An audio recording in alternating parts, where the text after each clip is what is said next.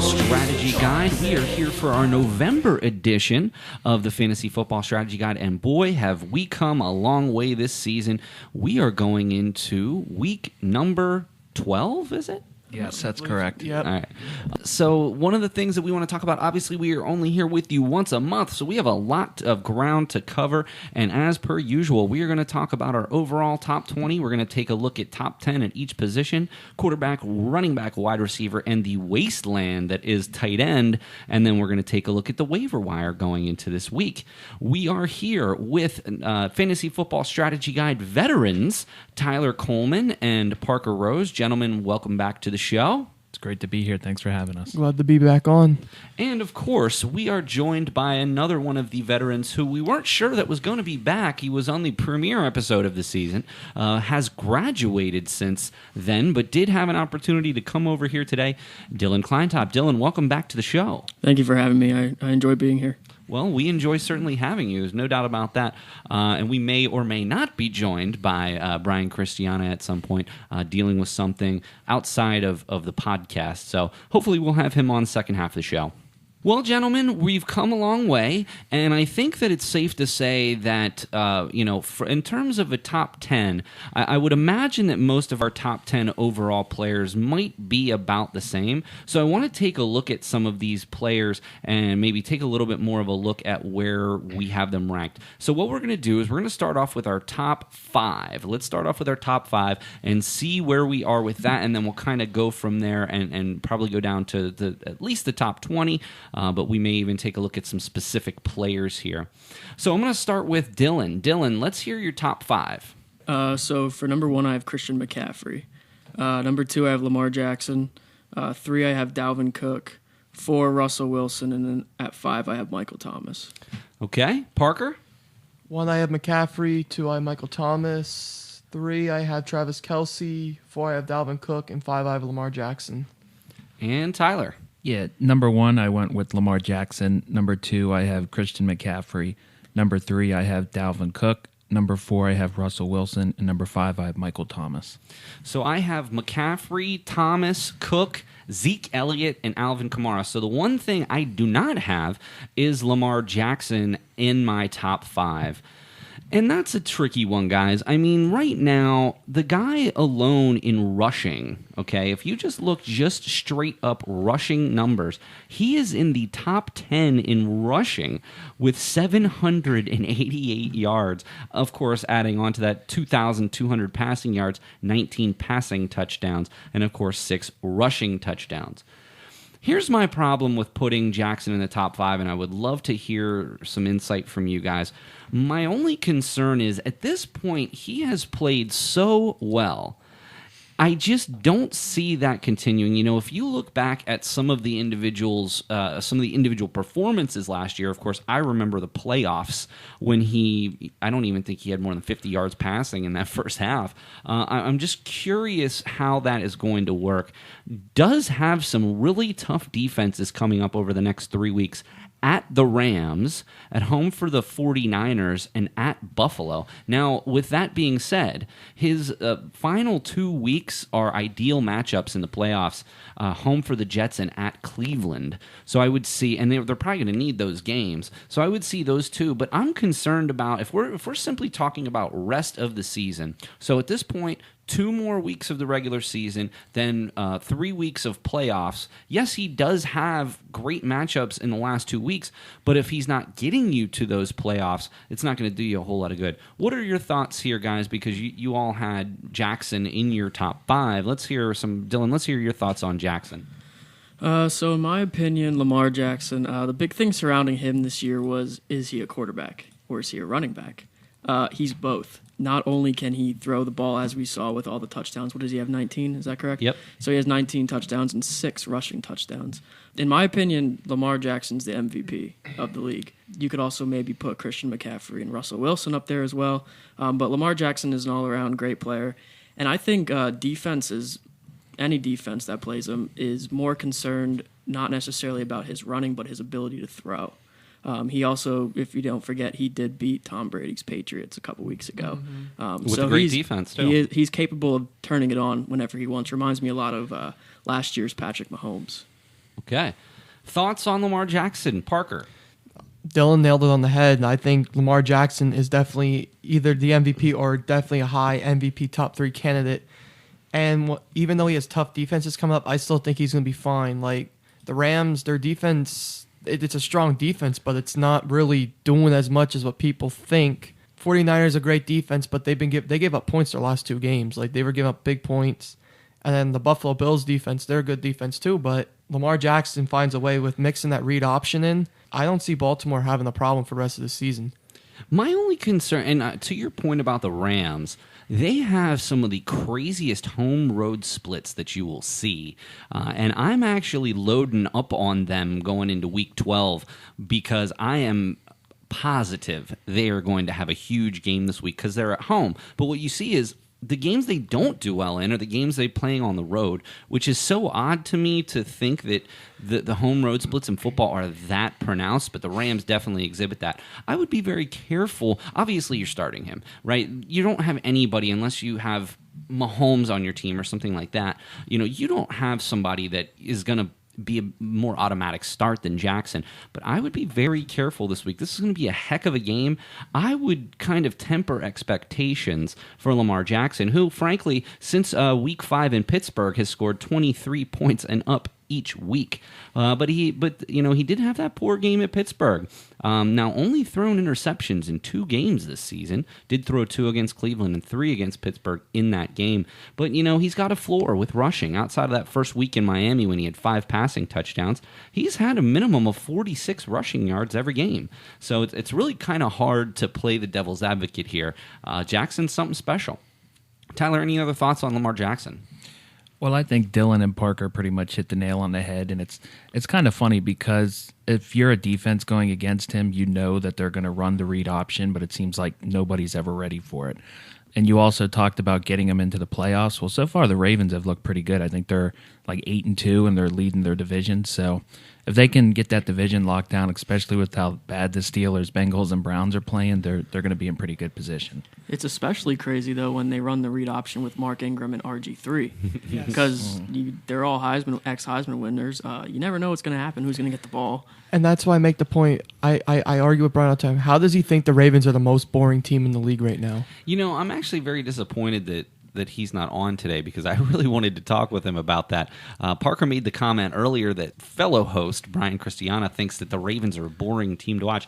I can't imagine how anybody could say that. Now, maybe the Ravens of last year, even parts of the time when Jackson was in the game, he just looked lost. I mean, it's quite incredible the transformation that the Ravens have made this year. But people also forget that they've got a great defense. They've got 2 lockdown corners. And trust me, if you have 2 guys that you can just kind of keep on an island, it's going to be a lot easier to play defense, especially against some of those top receivers. Parker, I wanted to go to you. You had Kelsey in your top 5. I actually don't have Kelsey really even in my top 20. I probably would come back and put him somewhere, 2021 in and around there now that I'm thinking about it. What is it that you like about Kelsey so much? I put Kelsey up there because with all the injuries that are going on that Chiefs offense, he's really the only one that's being targeted. Patrick Mahomes doesn't really have anybody. Tyreek Hill went down with an injury again. So Kelsey's pretty much his only target he has. Sammy Watkins ain't getting any action anymore. So that's why I'm high on Kelsey. Here's what's interesting about Kelsey. A minimum of 7 targets in every game this year, and only 1 at 7. The rest are 8 and up. Scored touchdowns in 3 of his last 4 games. And as I alluded to previously, the tight end position is an absolute joke at this point.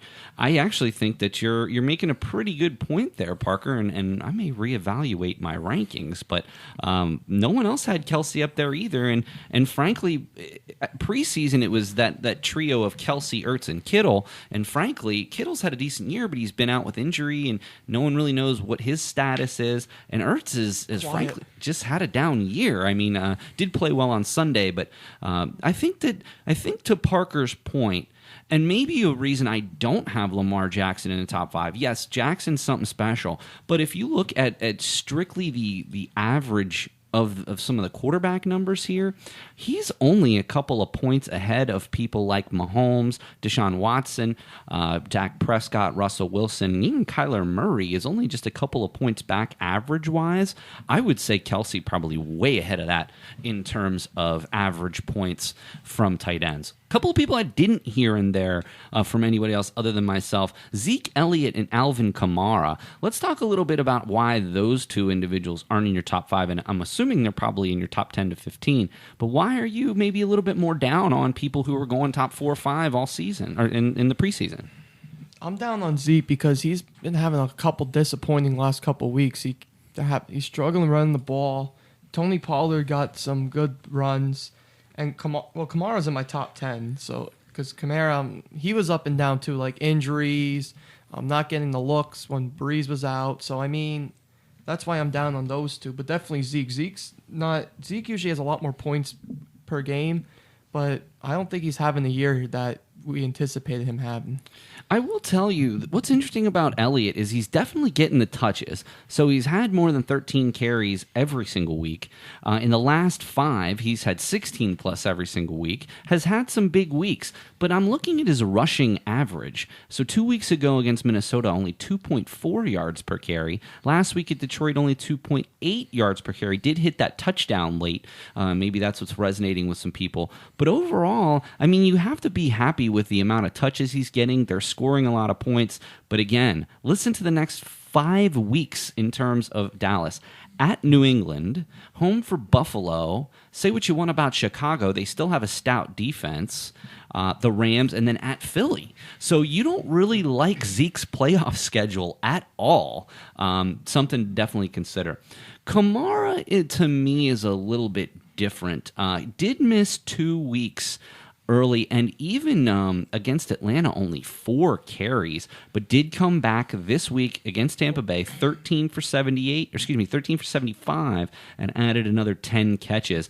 I think that they're going to make some really big choices in their offense to get him more involved. I think that's part of the reason they had those couple down weeks. And again, they've got some easy defenses coming up.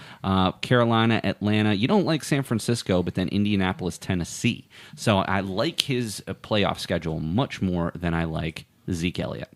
All right, let's take a look at the rest of the top 10. So we'll go 6 through 10. Dylan. All right, so at number 6, I have Deshaun Watson. 7, I have Mike Evans. 8, Chris Godwin. 9, I have Amari Cooper, and 10, I have Dak. Okay. Still before Mahomes. Yeah. Interesting. Parker. 6, I have Chris Godwin. 8, I have 7, I have DeAndre Hopkins. 8, I have Stephon Diggs. 9, I have Alvin Kamara, and then I put Barkley at 10. Barkley, I want to come back to that, so I'm going to hold that thought. Tyler. At 6, I had Dak Prescott. 7, I had Zeke Elliott. 8, I had Alvin Kamara. 9, I had Patrick Mahomes, and 10, I had Tyreek Hill before he got injured last night. Any word on what's going on with Hill? The latest I heard, he was having an MRI today because they were worried about his hamstring. You don't like those hamstring injuries. It says he will undergo an MRI in the next day or two. We're recording this on Tuesday. We'll be out Wednesday. So interesting. I mean, Tyreek Hill has just gone insane since he's come back. 5 touchdowns in the last 6 games. And really, yesterday doesn't really even count because he had no catches. What if you needed a couple of points out of Tyreek Hill for the victory and you took the goose egg? Always a tough one there. One thing, so I do want to go back to your point about Saquon Barkley. So pretty much the consensus, number 1 overall. Now, there were certainly some people who might have taken McCaffrey or Zeke or Kamara in that spot, but overall, I think his average draft position was about 1.5 for Barkley. I actually have him all the way down at 15. What are your thoughts about Barkley the rest of the way? I mean, so far, he really has not been durable. He's missed a bunch of games. He's still currently listed as questionable. He missed 3 straight games. And then in his last game against the Jets, 13 carries, 1 yard. So what are your thoughts here about Barkley? I currently have him sitting at number 15 in my top 25. So I don't even have Barkley in my top 20, and this just goes back. So I love Saquon Barkley. He's a great player. He's a great person. But this was the big thing that I mentioned in the premiere episode. He's their whole offense. He gets way too many touches. Obviously, you can see he was out injured for a couple of games, came back, did okay, and then he had the 13 carries for 1 yard. I just think that he's not fully recovered from his injury, and I don't think he will be fully recovered from his injury for the rest of the season. So therefore, I don't think Saquon Barkley is going to put up as many highest numbers as people think, primarily because he is their whole offense and everything goes through him, and he's just not fully recovered. Only 3 touchdowns on the year for Barkley as well. And again, one of the things you like about Barkley is his involvement in the passing game. Does have 3, 8, 6, and 5 in his last 4 games out of the. So definitely PPR. He's a stud play. I'm concerned in standard for sure. And again, you don't like his upcoming schedule for rushing defense at Chicago, home for Green Bay, and then at Philly. And you can say what you want about those teams. Those 3 teams are in the top 10 in rushing defense. So again, it's not looking great for Barkley going forward. Any thoughts, other thoughts on Barkley, Parker? The only reason why I have him 10 is pretty much with Dylan's point. He's basically that whole offense, giving him the benefit of doubt. And that 13 rush, 1 yard, at the Jets. they may say he was playing injured that game, like severely injured, and couldn't get anything going. And I was very shocked because the Jets do not have a good run defense. No. The Jets don't have a good defense at all. Interestingly enough here about down the stretch for Barkley, the last 2 weeks of the fantasy playoffs, home for Miami and at Washington. So you like that. But again, the 3 tough rush defenses on the way there. Are you even going to get to that week 15 or 16? And on as ESPN.com says, Barkley has no interest in being rested down the stretch of the season. The mindset of me sitting out the rest of the season is beyond me. I don't agree with it, and it won't happen. So interesting thoughts from Barkley. Tyler, final thoughts on Saquon Barkley? Well, Barkley is pretty much their whole offense, but I think it doesn't help that the Giants' offensive line is as terrible as it is. They're not able to really block for him or open up any holes for him to run.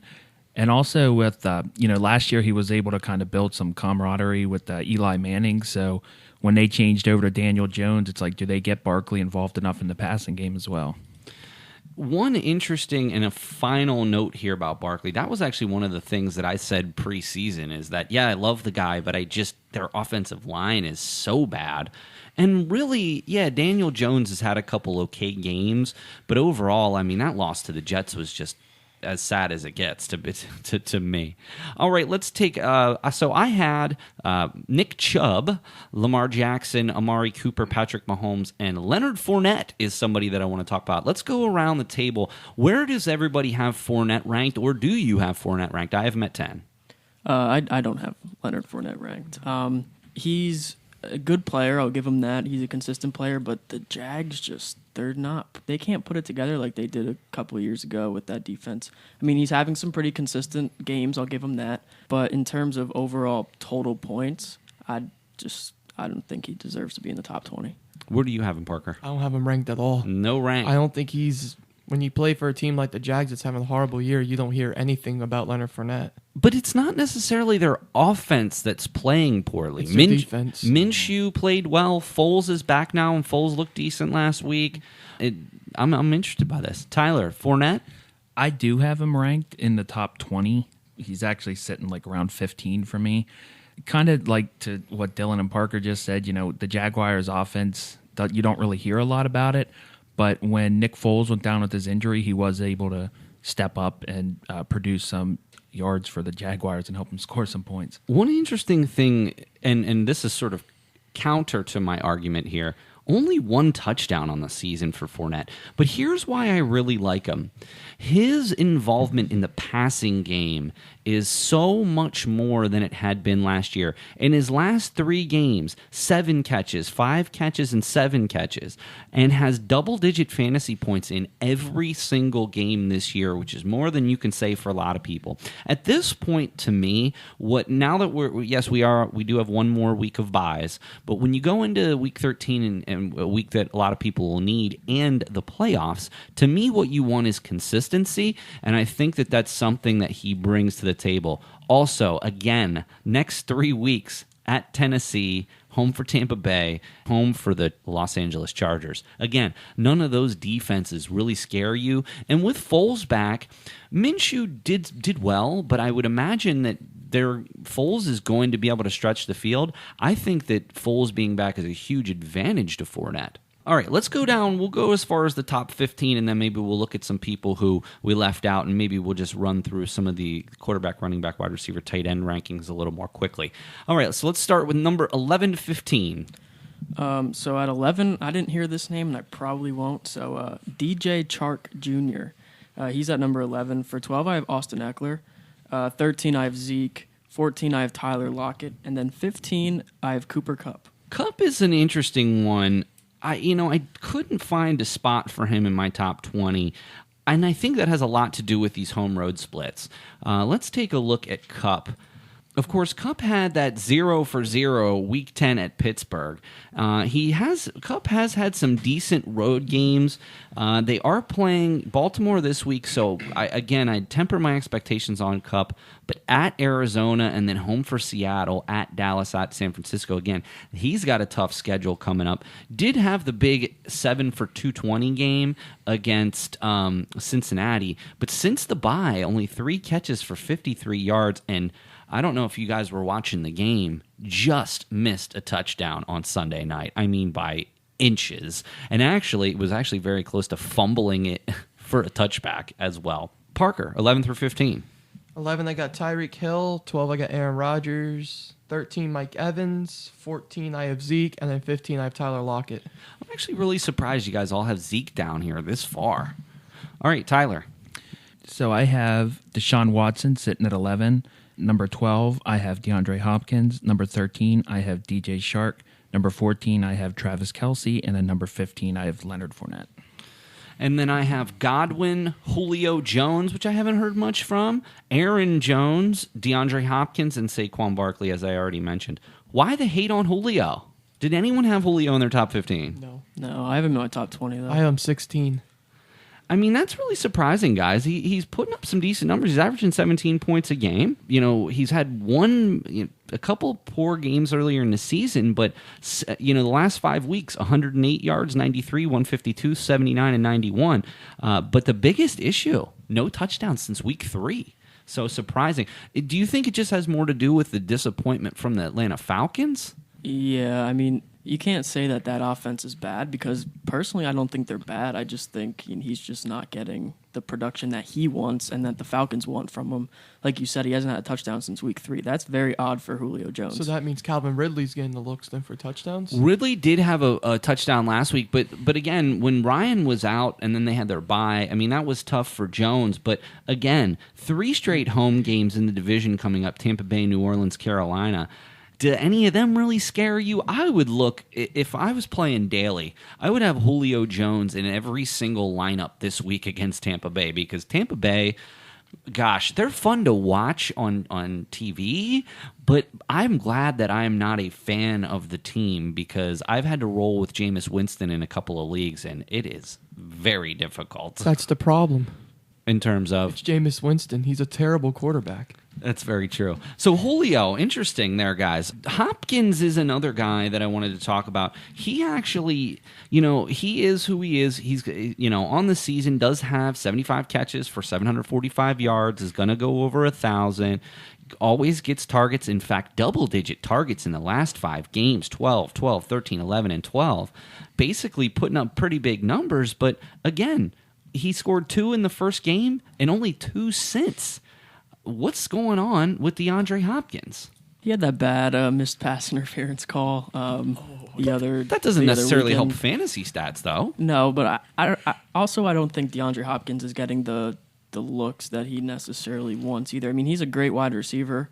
I'll give him that. He can catch basically anything that comes to him, but he's just not getting the touches. I also think Deshaun Watson's not living up to what people expect him. Like, he was projected to be like one or two second quarterback to probably be drafted in the draft behind Mahomes, because every time I'm seeing at halftime in games, I only see Watson barely having 100 yards passing. I'm kind of like, what the heck? Interesting that you say that. Watson only 3 games on the season over 300 passing yards. Of course, the huge game week 5, 426 and 5 at Atlanta. Again, so Indianapolis, New England, and Denver for Deshaun Watson the next 3 weeks. Those are some tough D. I would say what you want about Denver. They are definitely a good defensive team, as is Indianapolis, and of course, New England, number 1. Now, I want to go to Tyler for this question, and this has to do with Chris Godwin and Mike Evans. So I had a league, not our league, but I had a league where I had Winston, Evans, and Godwin, and in the middle of the season, I had to make a trade. I ended up trading Godwin away, and it's not that it was an issue with Godwin. I just couldn't be relying on 3 Tampa Bay Bucks every week. What if Winston gets benched? What happens to Mike Evans and Godwin and then maybe even Ronald Jones? Well, I think that's a good question because if Winston gets benched, I mean, who is their backup? Like, do we even know? That just kind of makes me wonder if they bring their backup in, how would their starters feel about that? And would they be able to maybe kind of build that same relationship that they had with Winston to kind of get on the same page about, what routes they're going to run to try to get open. Blaine Gabbert was their backup. Unfortunately, he's now on IR. Ryan Griffin is their actual backup, and of course he has no stats. So I would be, and I don't know that they're going to do this. Winston, I mean, gosh, say what you want about him. In the last 8 weeks, only 2 weeks that he didn't reach 300 yards. Excuse me, 1 week that he didn't reach 300 yards. That was at New Orleans. He's got double-digit fantasy points in every game since week 1. And yeah, he's had a couple of weeks with some big interceptions. 4 last week, back to week 6 when he had the big 5-pick game. But otherwise, here's his interceptions. 0, 1, 1, 0. Did have the 5. Then 2, 0, 2, and then the 4. So it's just, who are you going to get? Again, at Atlanta this week, I look for that game to be a shootout, but I am concerned here with Godwin and Evans, and really Ronald Jones to a point as well. What happens if he does get benched? It's not like they have Fitzmagic on the bench to bring in. Say, what did they do last year when Fitzpatrick took over? Did they get the yards and receptions? Fitzpatrick is a professional NFL quarterback. I would argue that he's much better than Ryan Griffin, who I don't even know who they are. All right, let's talk about some people that maybe were just on the fringe of your top 15 there that didn't quite make it. Dylan? Just a couple. Aaron Jones, I know we touched on him before, but we haven't really talked about him. I had DeAndre Hopkins just outside the top 15. And then, I hate to say it, but I had Tom Brady just outside the top 15 as well. And I'm sure Parker's going to have something to say about that. What are your thoughts on Brady, Parker? Brady's not even ranked in my top 20. Because you've been high on Brady for most of the season. I think, so something about Brady, and I don't think this is breaking news at this point, but reports say that Gronkowski will be back for Week 14. I did see that. How is that going to change Brady's outlook? I don't think it's going to change it at all. Brady, gosh, only 4 games this season with 300 yards passing. Certainly, he does not run the ball. Frankly, he's just a huge disappointment in my mind. I mean, really he's only had 2 games with multiple touchdowns since week 3. He started off hot, but boy, is he fallen off a cliff. But I think it's really kind of just like the old Trent Dilfer years with the defense that they have. He just doesn't want to make mistakes. And if you watch him play, throwing the ball at the feet of his offensive lineman, they're almost keeping a tight end in just so he can dump off the ball at his feet if he feels pressure, which I suppose isn't a bad way to go about it, but I don't know. Do you think that's because the lack of talented receivers they have? They had Josh Gordon, no longer there. They had Antonio Brown, who obviously is no longer in the league anymore. So they do have Julian Edelman, who is a talented wide receiver. But do you think it's just the lack of talent that surrounds him? And maybe Gronk will help out. I know it does help James White. White's one of the most automatic fantasy players in a PPR league. He's averaging, 12 to 15 points every single week. But to me, I don't even have Brady in my top 10 quarterbacks, let alone my top 20. I think Josh Allen is the best quarterback in that division right now. Well, I don't think that's really going out on a limb, Parker. I do have Josh Allen. He's in my top 10. Yeah, I do have him in my top 10 quarterbacks. Parker, anyone else outside of that top 15 that you want to mention? I put Kirk Cousins at 18. You're high on the Minnesota Vikings. You had Diggs up there, too. Tell me what you like about Cousins.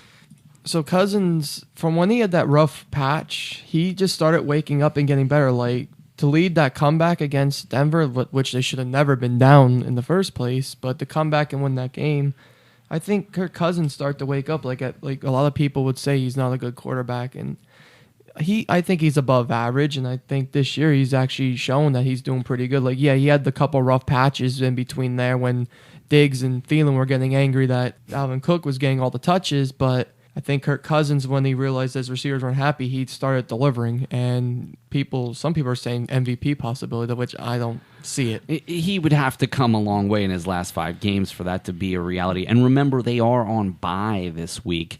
But an interesting point here, since week 5, only 1 week without multiple touchdown passes. Ironically enough, that was against Washington, where he had 0 touchdown passes in that game. But Kirk Cousins, only 1 game in his past 7 with less than 19.3 points. And again, going into the playoffs, those are the kinds of individuals you need on your team, people who are consistent. Tyler, thoughts on people outside of that top 15? Yeah, a couple. You guys might think that he's one of the top tight ends. I have Austin Hooper from Atlanta, and I actually also have DJ Moore, the wide receiver from Carolina. I like Hooper. My concern with him is injury right now. So obviously has not played, didn't play last week. Dan Quinn said he won't participate in Wednesday's practice. They haven't ruled him out from practicing or ruled him out from the game, but that injury was very significant. I'd be surprised if he played this week, and that kind of tempered my rankings there of these people, and we'll talk a little bit more about that once we get to tight ends. One person that I wanted to mention, obviously for me, I have Le'Veon Bell way down. Bell's been a big disappointment this year. But what about Kareem Hunt? Obviously, we have Nick Chubb up in number 6, but Kareem Hunt, what are your thoughts about Kareem Hunt?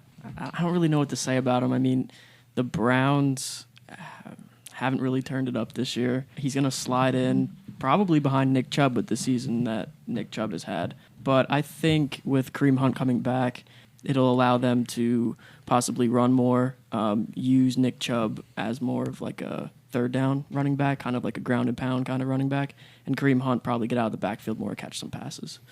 So I think he's better in terms of like receiving. Parker, Kareem Hunt. Talented running back. Like what Dylan said, I still think Nick Chubb should get the starting for Raymond of the year. He's having a phenomenal season. But I do definitely believe that next year what Fred Kitchens should do is do the back option like they did with Kamara and Ingram, one passing back, one running back. And I think you have a dynamic threat in the backfield then for defenses. And interestingly enough, 7 catches in his first game, 6 catches in his last game. For me, a PPR, if you have Hunt, you got to play him, even if it is in your flex. I look for Kareem Hunt to be huge down the stretch. He's fresh. He hasn't played in quite some time, and I'm looking forward to seeing what he comes up with. All right, well, we're going to take a short break, and we will be right back with the Fantasy Football Strategy Guide when we come back.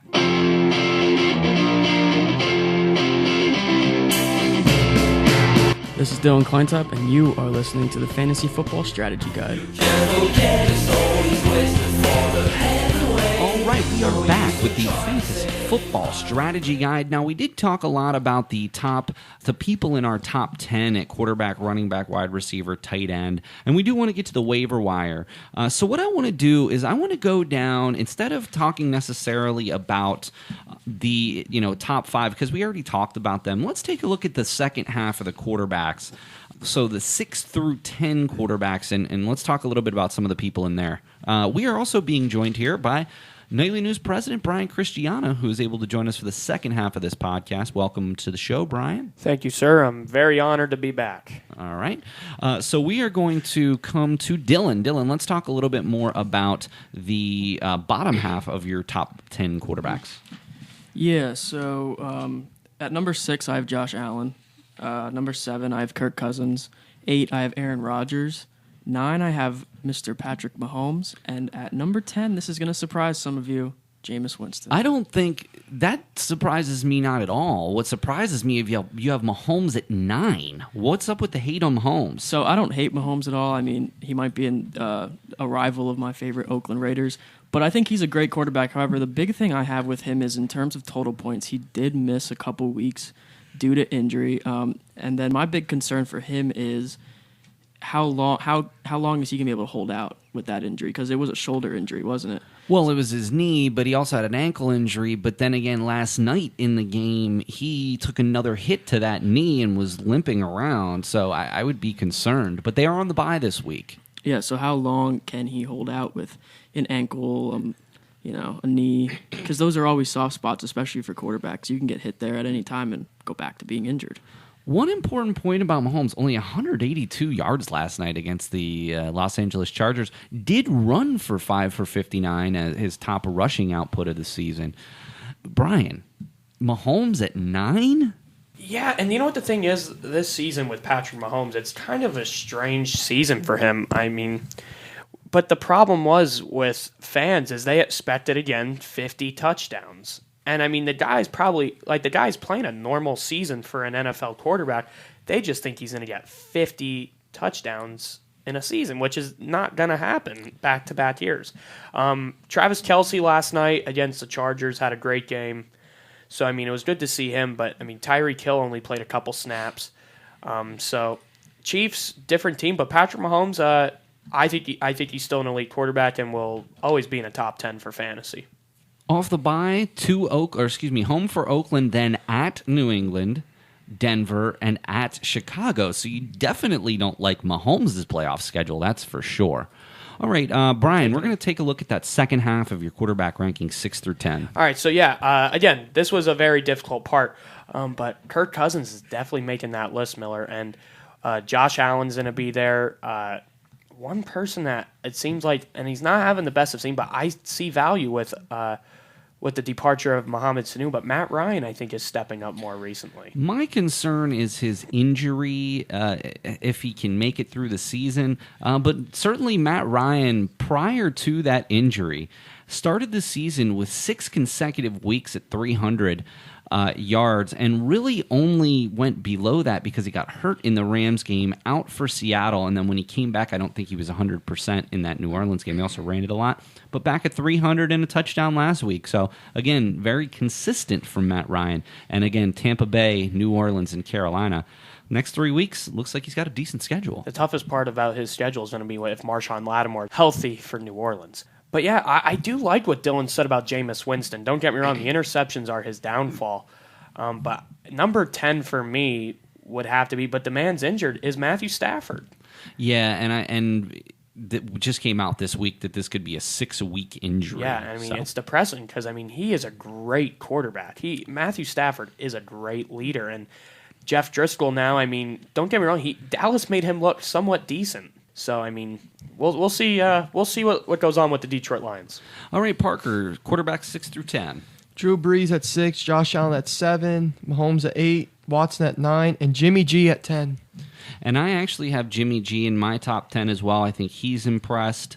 Brees I did not have in my top 10. It's so tough. People like Kyler Murray I had up there. Wentz, I'm holding out hope that he's going to turn around, Aaron Rodgers, etc. But Josh Allen, really Brees is probably 10A for me. But definitely interesting thoughts. No Kyler Murray so far. What's the hate for Kyler Murray, Parker? He's on a rough team. Rookie still needs a little bit to prove. There's other quarterbacks that are more talented and vets in the league that are top 10.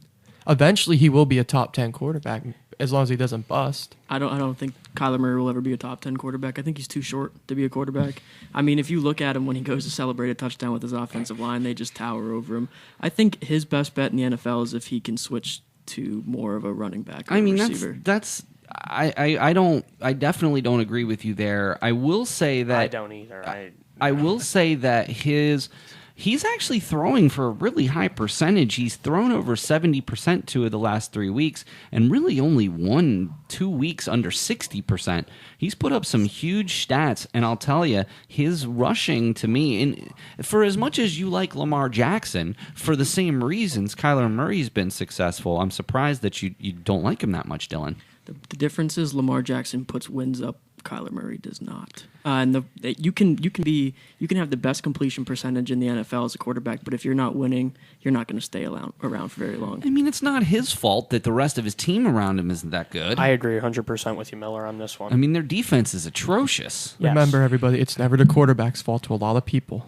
Well, but Baltimore has a great defense, so that's kind of. I mean, they're in games. I think Murray's got a bright future as a quarterback. And definitely, I mean, David Johnson's been hurt all season, and he even when he has been in, he's not looked good. All right, 6 to 10, Tyler. So at 6, I have Kirk Cousins. 7, I have Josh Allen. 8, I do have Kyler Murray. 9, I have Drew Brees. And 10, I have one for you, Derek Carr from Oakland. Yeah, I was going to ask you guys about that one. Let's take a look at where Carr is at. Now, keeping in mind they have already had their bye. The last few weeks, see, not one. So here's my concern with Carr. Number one, he does not run the ball. He's got 18 yards as his high, and his next high is 4. Not one 300 passing yard game this season. Now, he did throw for 292 against Cincinnati. I don't know. To me, he just doesn't have that elite upside that even a Kyler Murray does, to be perfectly honest with you. Not to say that one's a better quarterback than another. He's definitely played well in the real NFL. Fantasy-wise, I'd pump the brakes. Thank you. I think we talked for the most part about running backs and wide receivers. So with the last, 15 minutes or so that we have here, I'd really like to take a look at tight end, because to me, I think that tight end is probably the position that needs the most help. Of course, earlier in the show, Brian, we broke the news that Rob Gronkowski will be back in Week 14, according to a variety of sources. So where does Gronk fit in here? Maybe let's start talking about our top 5, and then maybe we'll return and see if Gronk might belong in there. So, Dylan, let's start with your top 5 tight ends. All right, so at number 1, I have Travis Kelce. 2, I have Mark Andrews. 3, I have Darren Waller from the Raiders. 4, Zach Ertz. And then 5, Evan Ingram. But it'd be nice to see where Evan Ingram stands with this new injury that he has. Yeah, and there's no really clarity at this point in the week whether he's going to play this week. Brian, top 5 tight ends? Definitely Travis Kelce's going to be number 1 in my opinion. I think he's one of the best players in the league. Number 2, I'm going to go Kittle. George Kittle's still a great asset to the San Francisco 49ers and their success. 3, Mark Andrews, playing great. 4, I'm going to go with Austin Hooper from Atlanta. He's hurt right now, though, Miller, but could be a big asset for the future, again, with the Falcons. And number 5, I like Noah Fant. That's interesting. We're going to hold Noah Fant's name. I'm going to come back to him for the waiver wire column. Interesting. Kittle also injured, hasn't played the last 2 weeks. So I actually have them Kittle, Hooper, Ingram 7, 8, and 9 due to their injury questions, because really these rankings should be rest of the season projections, and frankly there's really no guarantee that any of those 3 will play this week and beyond. So Parker, top 5 tight ends. Like everybody else, Travis Kelce 1, Mark Andrews 2, George Kittle 3. I didn't hear this name, and I'm surprised it's not top 5. Hunter Henry at 4. And then 5, I don't know why, but I still think Zach Ertz is a top 5 tight end in the league. To be perfectly honest with you, even if Zach Ertz had a horrible season up to this point, he's still got to be top 5 because tight end is such a wasteland at this point. So many injuries. All right, Tyler. Well, of course, I have Travis Kelce at number 1. I have Austin Hooper at number 2. Hunter Henry at number 3. Mark Andrews at number 4. And I actually put Darren Waller at number 5. Sounds almost exactly like mine. I have Kelce, Ertz, Andrews, Henry, and Waller.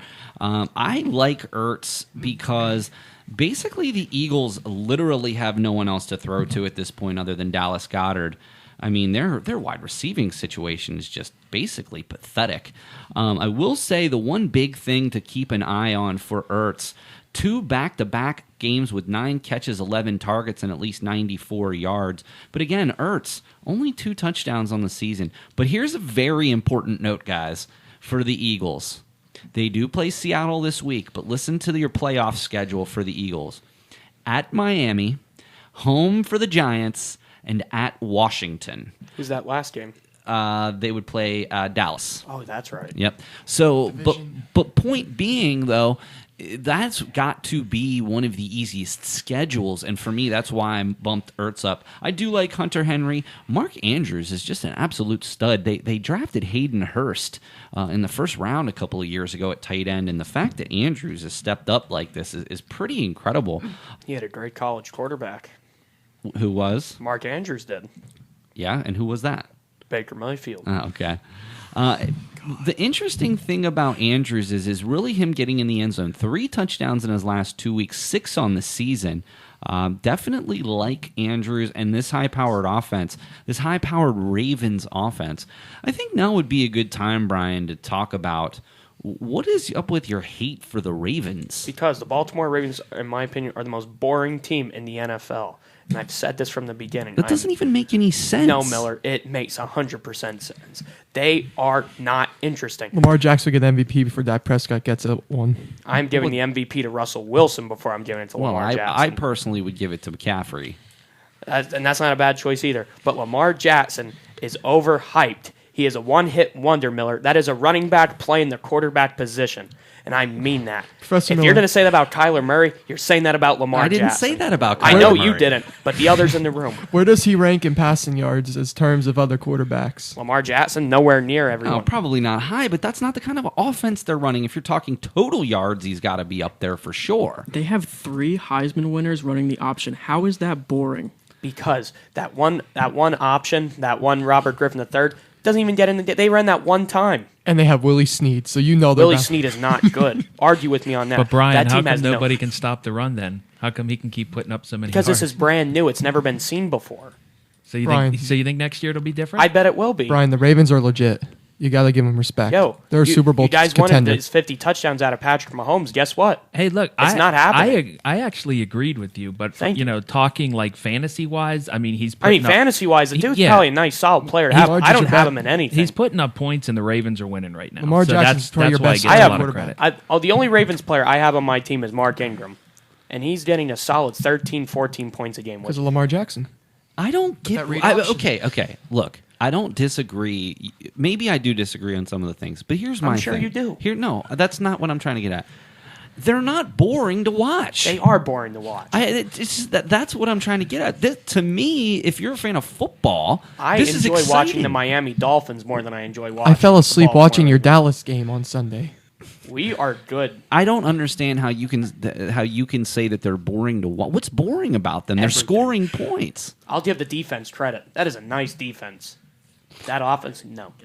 Well, Brian, on the bright side, I suppose in broadcasting and in audio, it is important to have a hot take. So I suppose Exactly. I suppose you're Someone's got gonna, to be like Skip Bayless here. and your We boy never Steve had and one. All right. Dak well, Prescott is a great quarterback. That's all I'm saying. We'll move on. Well, that's going to bring us to the next to last segment here, the waiver wire. I did ask you guys to take a look at some of the guys on the waiver wire this week. A big week, final week of buys, but also remember that this is a very important waiver wire week because after we have 2 more weeks of the regular season, then we go into the playoffs. So this might be really your last opportunity to get an impact player. So let's talk about some of the people who are available. Let's go around the room and everybody bring up one person. And again, remember, we're looking for people who are less than 50% owned in ESPN leagues. So let's start with Dylan. One person that I've seen on the waiver wire for a while now, Jacoby Brissett. I know not many people liked him at first, but I think he's kind of proven himself in the league. I mean, I think more people are starting to pick him up now towards the end of the season, but for a while there, he was just sitting in free agency, waiting to be picked up. In fairness to Brissett, I think a lot of people didn't like him because of the whole Andrew Luck situation this year. Now, Brissett, I don't have an issue with him, and he is rostered at just over 50% at 50.2%, so we'll give you that one. Only 2 weeks with over 300 yards passing. Again, to me, just does not have the upside, though does have a couple of rushing touchdowns. I suppose you could do worse in a bye week, but do you really want him as your starting quarterback going forward with that lack of upside, Dylan? I think if you're on maybe the fence of making the playoffs, not making the playoffs, and you don't have a quarterback that is putting up drastic amount of numbers, I don't see why you wouldn't take a chance on Jacoby Brissett. I mean, yeah, next week he is playing the Texans, which I believe to be a good team. But I think that game, coming down to it, I think that could be a shootout game as well. I mean, Deshaun Watson is known to basically kind of score whenever he wants, but that doesn't mean that Jacoby Brissett can't answer. I think he's a good quarterback. Now, in terms of a great quarterback, I don't think he's a great quarterback, but it'd be interesting to see in the future how the Colts build around him if they want him to be their franchise quarterback. Tell me who you would bench in favor of Brissett. Here's who Brissett's coming in at like 17. I'd probably, the way Phillip Rivers is playing, I'd bench Phillip Rivers, and I have Phillip Rivers, so I'll probably end up benching him. Here's just a couple of people below Brissett at this point in average points per game. Daniel Jones, Jared Goff, Baker Mayfield, and I would argue if you're running any of those people out on a weekly basis, you're probably not in the hunt for the playoffs. I like the pick. Definitely a good bye week fill-in. I don't know if he's going to have the impact going forward. Brian, waiver wire selection for this week. All right, from the Miami Dolphins, Devontae Parker. This was definitely a guy that I have had my eye on. I have him in a league, and I've had him for the past month. He's had some big weeks ever since Ryan Fitzpatrick, and I really think that's what it was. Double-digit fantasy points sneakily in 6 consecutive weeks for Devontae Parker, and at least 6 targets in the last 5, and 3 with 10 targets. If you don't have him, again, 44.8, if he's available in your league, and he does happen to be available in our league, you should pick him up. I'm on board with him. In fact, I'm actually struggling to get him in some lineups because I want him in there, so I do like that selection. Parker, waiver wire. I was going to say Devontae Parker, but I'm actually looking towards Randall Cobb, too. After the good performance he put up Sunday, with Amari Cooper dropping some passes and Gallup looking good, I wouldn't overlook Randall Cobb because it looks like Dak as the quarterback. He's exploring his receivers' options. I think that all depends on the health of Amari Cooper. Well, and Cooper's been questionable every single week, but he's ended up playing. That's true. So I'm thinking he's going to be okay, and you can't really predict injury going forward, but he's looked fine when he's out there. Yeah, he did have a couple of drops over the weekend. My only issue with Cobb is that he's clearly the third and maybe even the fourth target if you count Jason Witten there. Is that sustainable? I still would look at him because I still think he's a talented wide receiver. I think that's a solid fill-in bye-week flex, possibly. 30% owned, so that's definitely in the wheelhouse. So good pick, Parker. All right, Tyler, waiver wire. I as well was going to say Devontae Parker, but I will go with a quarterback with the Matthew Stafford injury. I'm going to say Jeff Driscoll. Driscoll surprisingly has put up some pretty awesome point totals in just his couple of starts here, averaging 22.8 points a week. First game had 269 and a touchdown. Second game 209, 2 touchdowns, and then another 51 yards and a touchdown with his legs. So again, here's another rushing quarterback here that could put up some points at only 4% owned. Again, certainly someone you could roll the dice with, maybe a matchup play. He's got some taste this week at Washington. Of course, then you have Chicago at Minnesota and then Tampa Bay. So maybe you could kind of play the matchup game with Driscoll. I also was going to say Devontae Parker, but I will move on from that. I'm going to go with Nick Foles. Foles did come back at 296, 2 touchdowns against a good defense. And again, we talked about the Jags earlier with Fournette, but next 3 weeks, at Tennessee, home for Tampa Bay, home for the Chargers. That doesn't really scare you too much. I actually think Foles is potentially a starter for me for the rest of the season in a couple of my leagues. So he would be somebody I would check out. And shockingly, only 20% owned. So I'm very surprised. One final person that I wanted to bring up, Brian, you mentioned earlier, Noah Fant. Great player. What is your infatuation with Fant? All right, so this is where I got interest in Noah Fant. And that was on the final 4 plays of that game against Minnesota. Brandon Allen targeted one person only, and it was Noah Fant in the end zone. I'm glad you mentioned that. Last week, Brian, Noah Fant, 11 targets. And only did have 4 for 60. But the week prior to that, they had their bye. But the week prior to that, when they played Cleveland, 3 for 115 and a touchdown.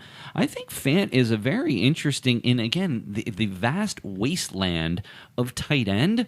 I actually had Fant pretty high up, and ended up, I made a pretty big trade with Parker, and I actually am rolling with Noah Fant in that league, and I'm looking forward to that.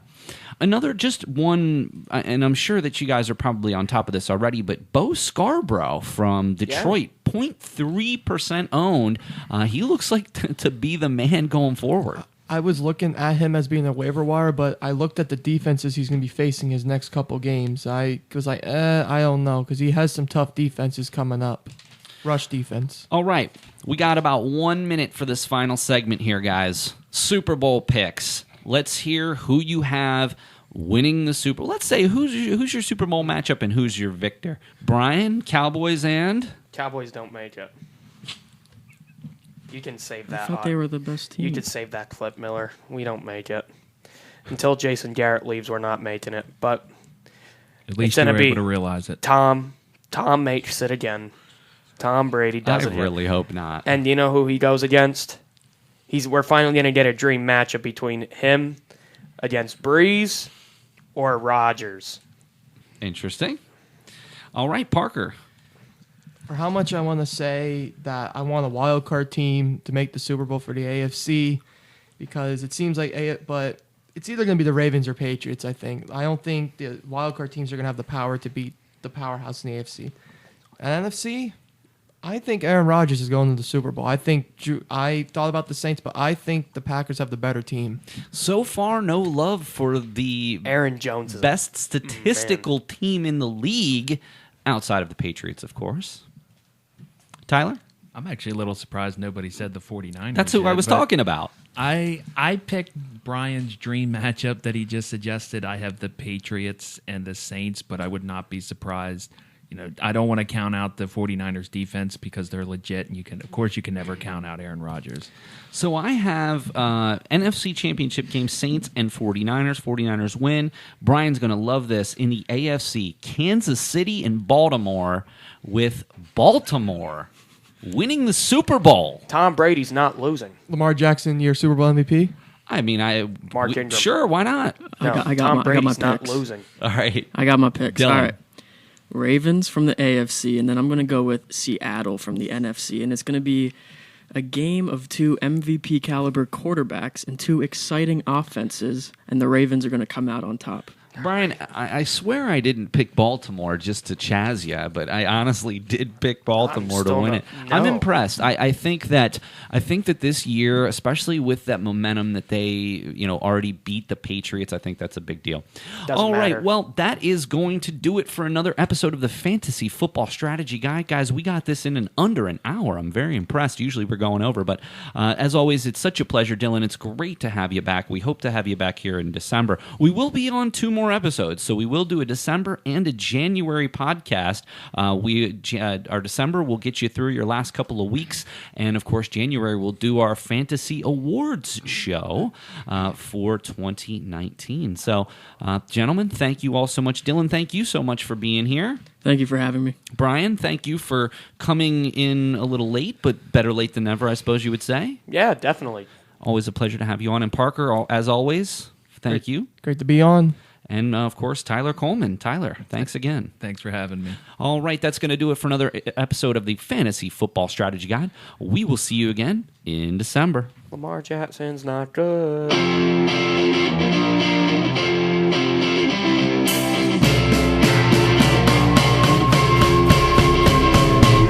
You can